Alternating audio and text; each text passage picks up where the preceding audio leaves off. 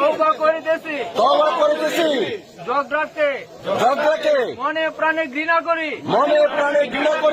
আমি ওয়াদা করতেছি যে ইচ্ছাকৃত ভাবে এই গ্রামে কোন মানুষের ক্ষতি হোক, আলমশ্রী গ্রামের কোন মানুষের ক্ষতি হোক, এটা আমরা কখনো চাইব না। আরো ওয়াদা করিতেছি যে আল্লাহকে সাক্ষী রেখে ইচ্ছাকৃত ভাবে আর কোনদিন ঝগড়া করব না। ইনশাআল্লাহ।